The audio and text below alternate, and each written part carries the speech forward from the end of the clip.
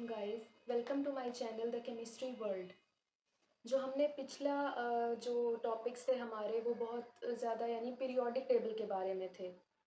उसमें हमने periodic table के हवाले से पढ़ा था कि पीरियोडिक टेबल क्या होता है, और फिर हमने केमिकल बॉन्डिंग के हवाले से भी बात की थी कि वो क्या चीज़ होती है। आज जो हमारा टॉपिक है वो एटॉमिक स्ट्रक्चर के बारे में है कि हमारे पास जो एटम होता है उसका एटॉमिक जो स्ट्रक्चर है ना वो किस तरह का होता है। ओके, तो हमें पता है कि हमारा जो एटम होता है उसके अंदर सबसे पहले तो हमारे पास क्या होता है, न्यूक्लियस होता है एटम के अंदर।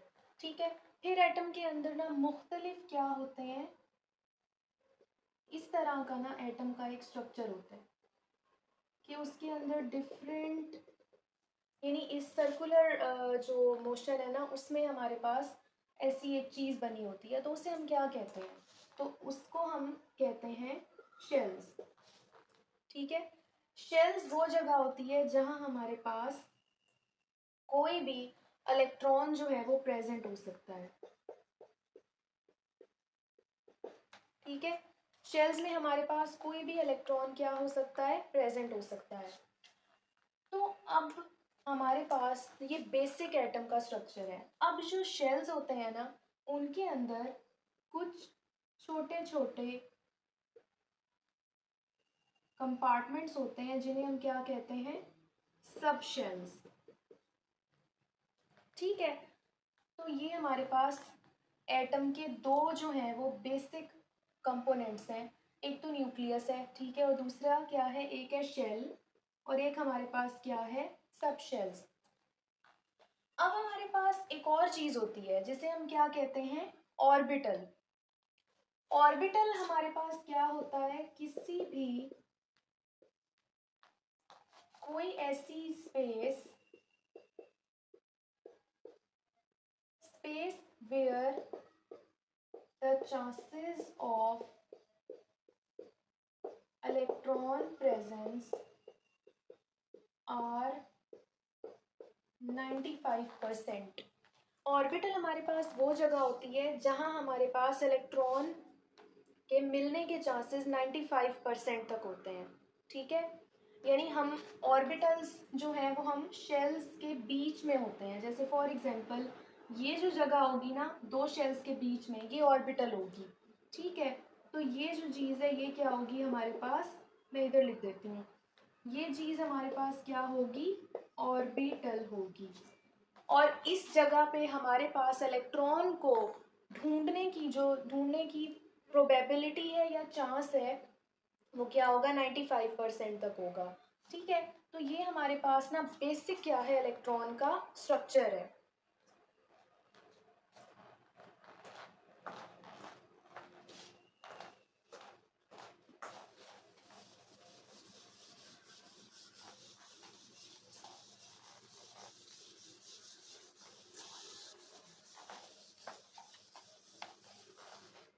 ओके, अब नेक्स्ट हमारे पास आ जाता है क्वांटम नंबर्स।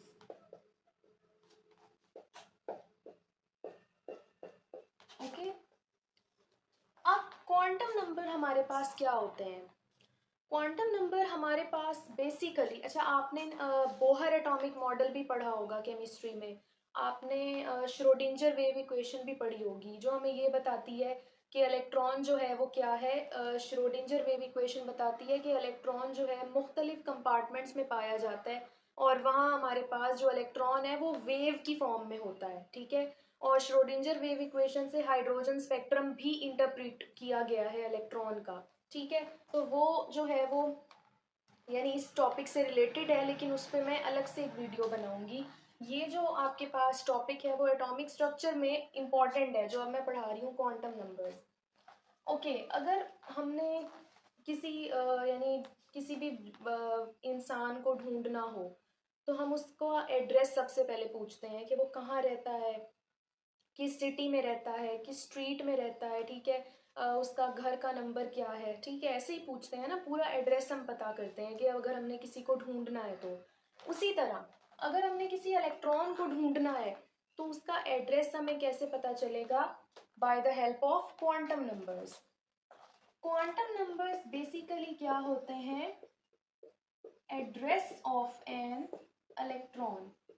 किसी भी इलेक्ट्रॉन को ढूंढने के लिए हम क्वांटम नंबर्स का इस्तेमाल करते हैं, ठीक है। और क्वांटम नंबर्स जो है वो हमें कहाँ से पता चले? श्रोडिंजर वेव इक्वेशन से हमें पता चला कि हमारे पास जो क्वांटम नंबर्स हैं वो क्या होते हैं, ठीक है। तो सबसे पहले जो क्वांटम नंबर्स हैं वो 4 टाइप्स के हैं। पहले मैं उनके नाम बता देती हूँ। फर्स्ट हमारे पास है प्रिंसिपल क्वांटम नंबर, ठीक है। सेकंड हमारे पास है एजीम्यूथल क्वांटम नंबर।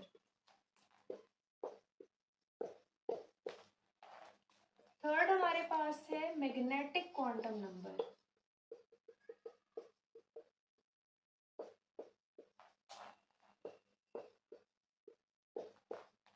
और फोर्थ हमारे पास है स्पिन क्वांटम नंबर, ठीक है। तो ये 4 हमारे पास जो है क्वांटम नंबर्स हैं। फर्स्ट ऑफ ऑल अब बारी बारी ना हम इन चारों को एक्सप्लेन करेंगे, ठीक है। सबसे पहले मैं प्रिंसिपल क्वांटम नंबर पे आ जाती हूँ कि ये हमारे पास क्या होता है, ठीक है। Principal quantum number, principal quantum number को हम n से शो करते हैं, ठीक है।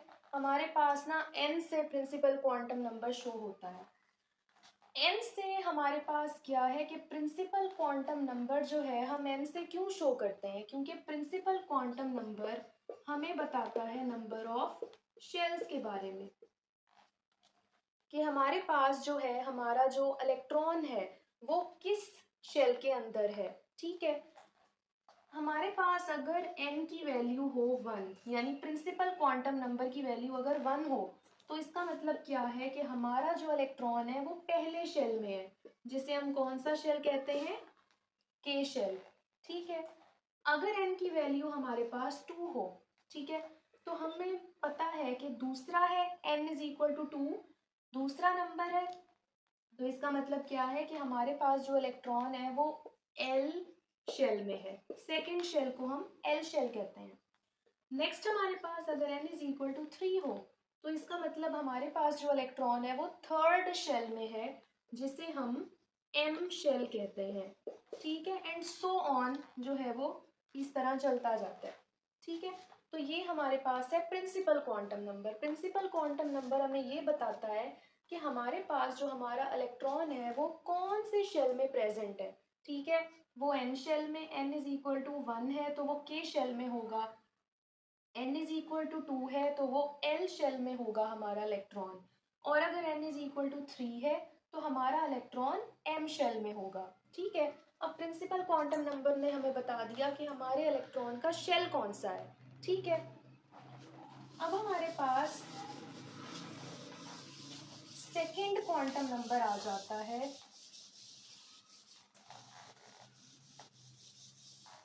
जिसे हम कौन सा नंबर कहते हैं? Azimuthal quantum number. ये सारे जितने भी क्वांटम नंबर्स हैं ना, ये श्रोडिंजर वेव इक्वेशन से प्रिडिक्ट हुए हैं, ठीक है। अगर आपने उस पे यानी उस टॉपिक पे वीडियो देखनी है तो आप मुझे कमेंट्स में बता सकते हैं। अच्छा, अब आ जाते हैं azimuthal quantum number. Azimuthal quantum number जो है उसको हम किससे शो करते हैं? एल से शो करते हैं, ठीक है। अब जो हमारे पास एजीम्यूथल क्वांटम नंबर होता है ना, अब हमारा जो प्रिंसिपल क्वांटम नंबर है उसने हमें ये बताया कि हमारा जो इलेक्ट्रॉन है वो किस शेल में प्रेजेंट होगा, ठीक है। लेकिन एजीम्यूथल क्वांटम नंबर हमें क्या बताता है? नंबर ऑफ सब शेल के बारे में, कि हमारा जो इलेक्ट्रॉन है वो कौन से सब शेल में है। शेल के बारे में तो हमें प्रिंसिपल क्वांटम नंबर ने बता दिया, सब शेल के बारे में कौन बताएगा? एजीम्यूथल क्वांटम नंबर, ठीक है। ओके, तो इसका जो हमारे पास फॉर्मूला है वो क्या है?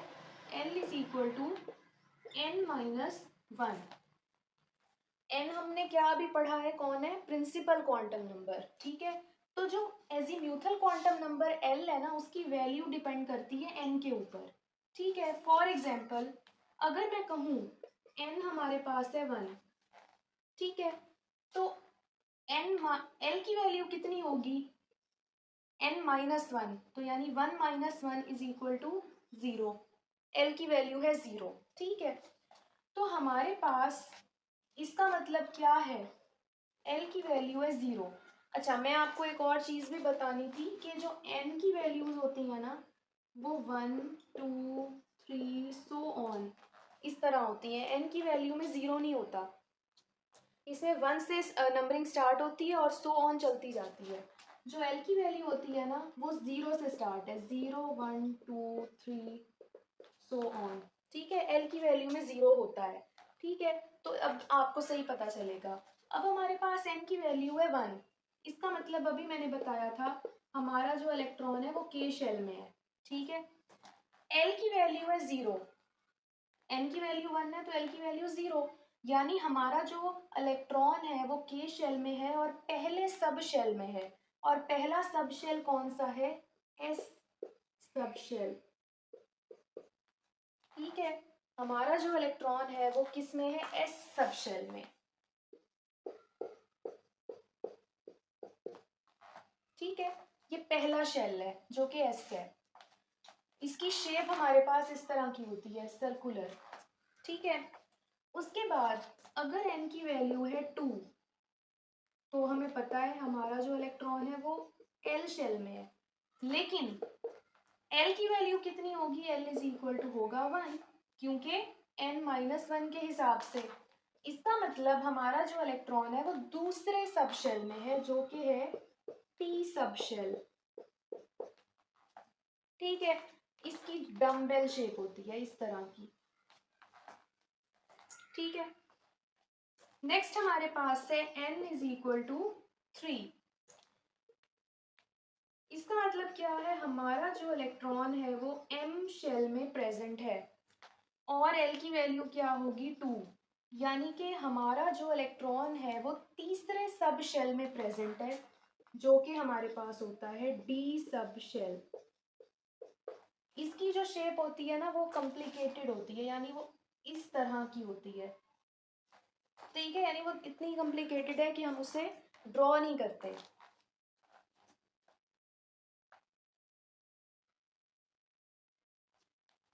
नेक्स्ट हमारे पास अगर हम बात करें n इज इक्वल टू 4 की, तो इसका मतलब हमारा इलेक्ट्रॉन है n शेल में, ठीक है। तो इसमें l की वैल्यू क्या होगी, 3 होगी, ठीक है। तो इसका मतलब है कि हमारा इलेक्ट्रॉन f सब शेल में प्रेजेंट है, ठीक है। इसकी एफ सब शेल की शेप भी कॉम्प्लिकेटेड होती है तो वो हम इतनी यूज़ नहीं करते, ड्रॉ नहीं करते, ठीक है। तो ये एजीम्यूथल क्वांटम नंबर था कि हमारे पास इस फॉर्मूले से एजीम्यूथल क्वांटम नंबर हम कैलकुलेट करते हैं। अगर हमारे पास n इज इक्वल टू 1 है तो l 0 है, l 0 है तो उसका मतलब s सब शेल है। l अगर 1 है तो उसका मतलब है p सब शेल, एल अगर 2 है तो उसका मतलब है डी सब शेल, और अगर एल 3 है तो उसका मतलब एफ सब शेल। हमारे पास 4 तरह के सब शेल्स होते हैं, एस पी डी और एफ, ठीक है। तो ये हमारे पास क्या हो गया, azimuthal quantum number.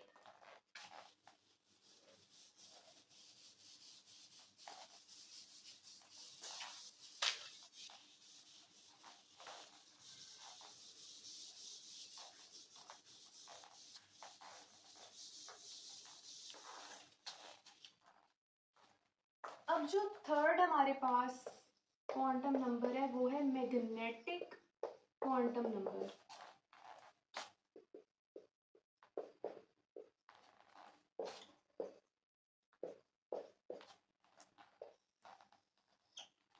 Magnetic quantum number को हम किससे शो करते हैं, m से शो करते हैं, ठीक है, ओके। अब मैग्नेटिक, अब हमने प्रिंसिपल क्वांटम नंबर ने हमें नंबर ऑफ शेल्स के बारे में बताया, एजीम्यूथल क्वांटम नंबर ने हमें नंबर ऑफ सब शेल्स के बारे में बताया। अब जो मैग्नेटिक क्वांटम नंबर है वो हमें क्या बताता है, वो हमें बताता है कि हमारे पास जो हमारा इलेक्ट्रॉन है उसमें डीजेनरेट ऑर्बिटल्स कितने हैं।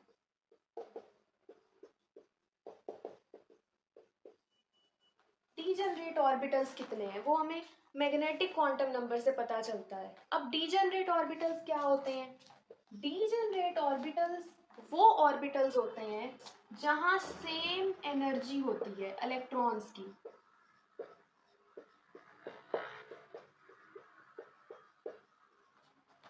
यानी कि हमारे पास ऐसी जगह, ऐसे ऑर्बिटल जो सेम एनर्जी ऑफ इलेक्ट्रॉन्स रखते हैं, यानी वहाँ जो इलेक्ट्रॉन रहते होंगे उनकी एनर्जी सेम होगी। ठीक है, तो डीजनरेट ऑर्बिटल्स वो वाले ऑर्बिटल्स होते हैं जहाँ सारे इलेक्ट्रॉन्स की एनर्जी एक जैसी होती है। ठीक है, तो मैग्नेटिक क्वांटम नंबर हमें डीजनरेट ऑर्बिटल्स के बारे में बताता है जहाँ इलेक्ट्रॉन्स की एनर्जी क्या होती है, सेम होती है। अब इसको भी हम प्रिडिक्ट किस तरह करते हैं, जैसे हमारे पास n इज इक्वल टू अगर 1 है, l इज इक्वल टू 0 है। ठीक है, तो हमारे पास जो m की वैल्यू होगी ना वो हमारे पास 0 भी होगी और m की वैल्यू क्या होगी, 0 होगी। ठीक है, तो इधर हमारे पास इसका क्या मतलब होगा, 0 और प्लस माइनस 1 होगी। तो इसका क्या मतलब होगा हमारे पास, इसका मतलब होगा कि हमारे पास जो हमारा इलेक्ट्रॉन है ना उसके पास ना दो डीजनरेट ऑर्बिटल्स हैं। ठीक है, यानी कि दो डीजनरेट ऑर्बिटल्स हैं हमारे इलेक्ट्रॉन के पास।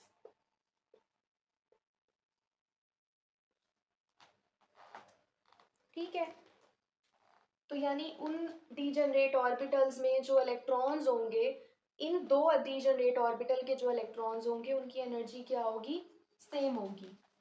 उसके बाद n इज इक्वल टू 2, तो l इज इक्वल टू 1। तो ये वाले जो इलेक्ट्रॉन्स हैं इनमें m is equal to 0 plus minus 1 comma plus minus 2। अब जो m की वैल्यू है ना उसके हिसाब से देखें तो हमारे पास m की वैल्यू उससे 1 गुना ज़्यादा होगी। इस तरह हम याद रख सकते हैं। ठीक है, तो इधर क्या होगा, इधर हमारे पास दो डीजनरेट ऑर्बिटल्स हैं वो 3 है, यानी कि इधर हमारा जो इलेक्ट्रॉन है वो 3 डीजनरेट ऑर्बिटल्स में रह रहा है और उनकी जितने भी इलेक्ट्रॉन्स हैं उनकी एनर्जी क्या है, सेम है। उसके बाद n is equal to 3, l is equal to 2। तो इधर m की वैल्यू क्या होगी, 0 plus minus 1 plus minus 2 plus minus 3। Magnetic quantum numbers में ना हम 1 2 यानी जो 0 के बाद जो नंबर्स हैं उनमें हम प्लस माइनस 7 लगाते हैं, क्योंकि हमें पता है कि हमारे पास जो एनर्जी है उसकी वैल्यू पॉजिटिव भी हो सकती है, नेगेटिव भी हो सकती है। तो इधर हमारे पास जो है वो 4 डीजनरेट ऑर्बिटल्स मौजूद होंगे।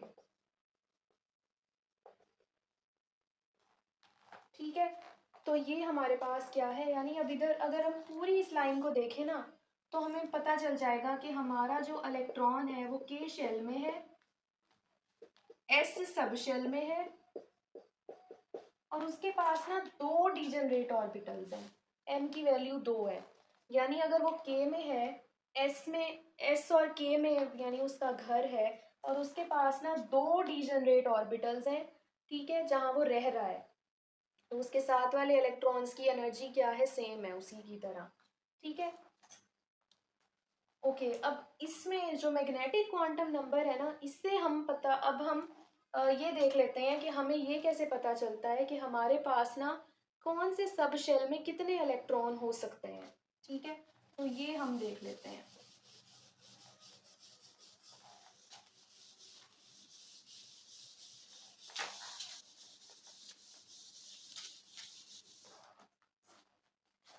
इसका हमारे पास ना फॉर्मूला है कि हमने नंबर ऑफ इलेक्ट्रॉन्स को देखना है, नंबर ऑफ इलेक्ट्रॉन्स को हमने देखना है। तो हमारे पास फॉर्मूला है 2 × 2l प्लस 1। ठीक है, कि हमने ना l की वैल्यू से क्या करना है, प्रिडिक्ट करना है कि हमारे पास ना इस वाले सब शेल में कितने इलेक्ट्रॉन होंगे। अब अगर मेरे पास ना L की वैल्यू 1, L की वैल्यू 0 है, 0 से स्टार्ट करते हैं, L की वैल्यू 0 है, तो हमारे पास मैं 2 0 प्लस 1 लिखूंगी, तो क्या होगा, 2 0 0 प्लस 1, तो 2 इंटू 1 तो 2, यानी L की वैल्यू 0 है। इसका क्या मतलब है, S सब शेल, तो यानी S सब शेल में 2 इलेक्ट्रॉन होते हैं। हमें पता चल गया कि S सब शेल में ना जब भी हम इलेक्ट्रॉन फिलिंग करेंगे, ये भी मैं एक अलग से वीडियो बनाऊंगी कि इलेक्ट्रॉनिक कन्फिग्रेशन क्या होती है और इलेक्ट्रॉन फिलिंग क्या होती है। तो एस सब शेल में हमने 2 इलेक्ट्रॉन ही रखने हैं, ठीक है, प्रूफ हो गया हमारे पास।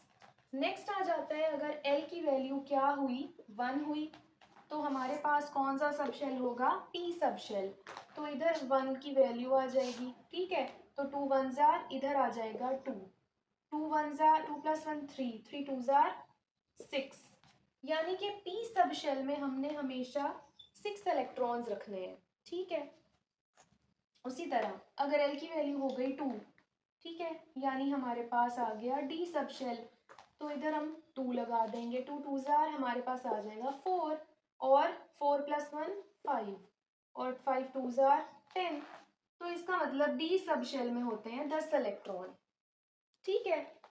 उसी तरह अगर हम L की वैल्यू लगा दें 3, यानी कि हमारा चौथा सब शेल F सब शेल, तो इधर हम 3 की वैल्यू लगा दें, तो इधर आ जाएगा 6, तो हमारे पास 6 प्लस 1 आ जाएगा 7, तो 7 2 जार होता है 14, ठीक है।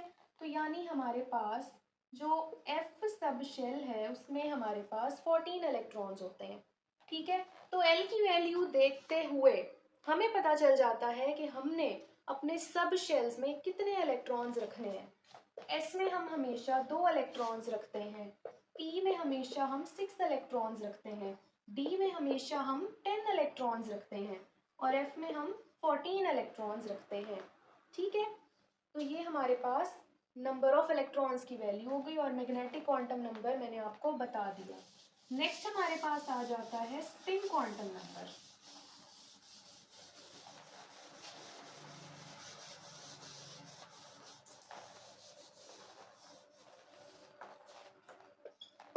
स्पिन क्वांटम नंबर, अच्छा, स्पिन क्वांटम नंबर हमें क्या बताता है, स्पिन क्वांटम नंबर को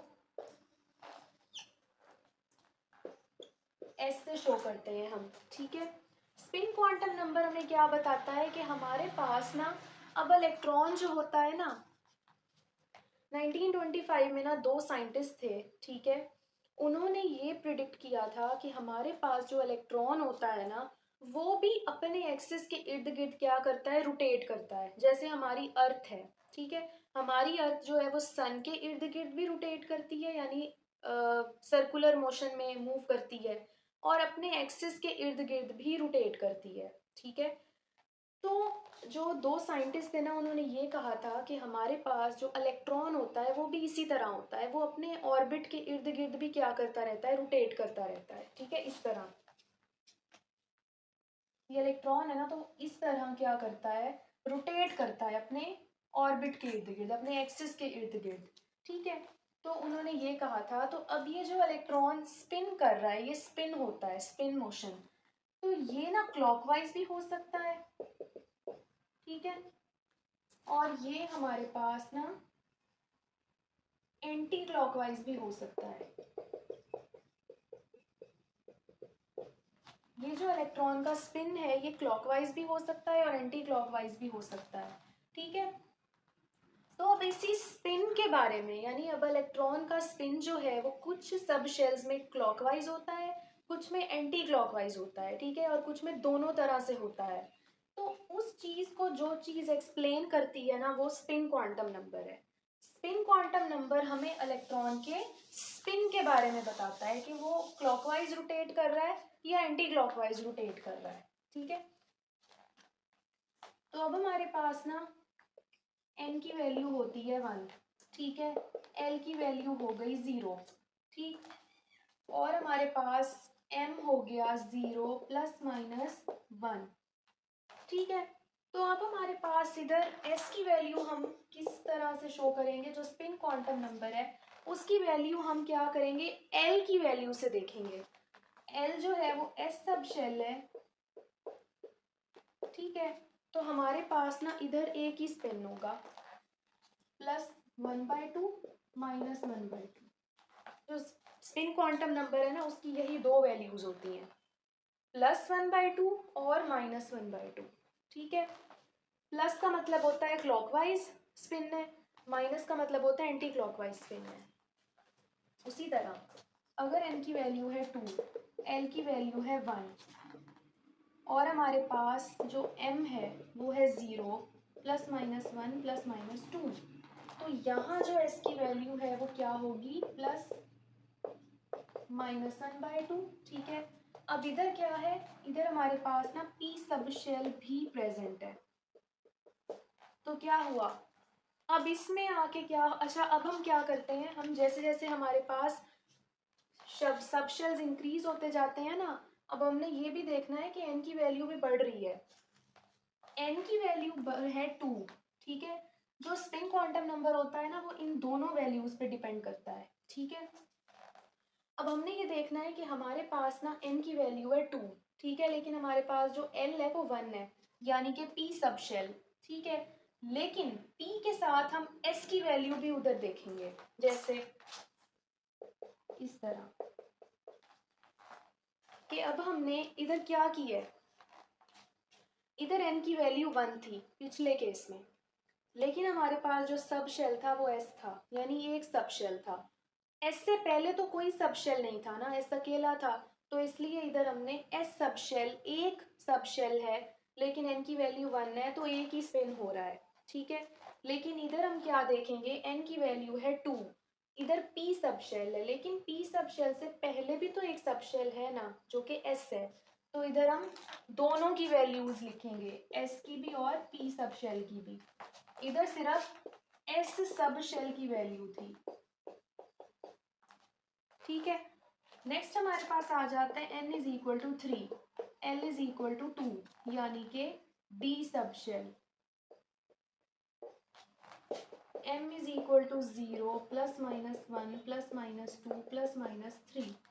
तो इधर हमारे पास जो s है वो क्या होगा, अब इधर हमारे पास कितने होंगे, 3 सब शेल्स हम काउंट करेंगे क्योंकि n की वैल्यू 3 है, तो इधर हमारे पास क्या होगा, +1/2 -1/2 +1/2 -1/2 +1/2 -1/2, ये स्पिन्स होंगे, यानी इधर कितने हैं, 6 स्पिन्स हैं, ठीक है।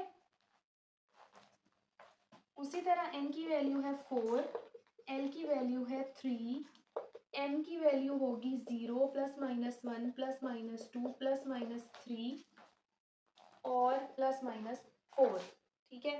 तो s के स्पिन्स कितने होंगे, अब इधर चारों सब शेल्स आ जाएंगे SPDF, यानी कि ये 3 और एक और भी साथ ऐड हो जाएगा, ठीक है। तो यानी अब इससे हमें पता चल रहा है कि जो पहला शेल है उसमें इलेक्ट्रॉन जो है, अब ये मैंने यानी 4 इकट्ठे लिखे हैं, इससे हमें इलेक्ट्रॉन के एड्रेस के बारे में पता चलेगा।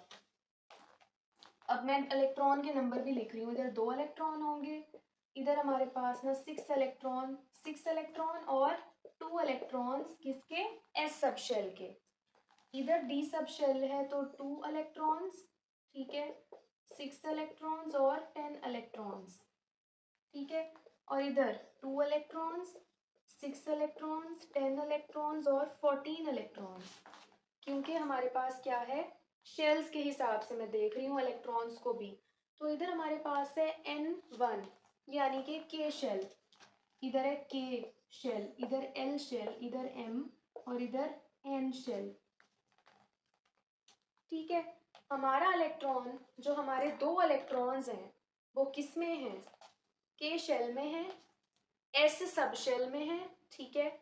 उनका जो मैग्नेटिक क्वांटम नंबर है वो 2 है, यानी उनके डीजेनरेट ऑर्बिटल 2 हैं हमारे पास, और उनका स्पिन जो है वो क्लॉकवाइज और एंटी क्लॉकवाइज है, एक स्पिन है लेकिन दोनों साइड्स पे हो सकता है, ठीक है। उसके बाद दूसरा केस अगर देखें तो हमारा इलेक्ट्रॉन है एल शेल में, सब शेल उसका है p और s, क्योंकि हम पी सब शेल कह लो, चलो इस अभी नहीं उसको वो करते।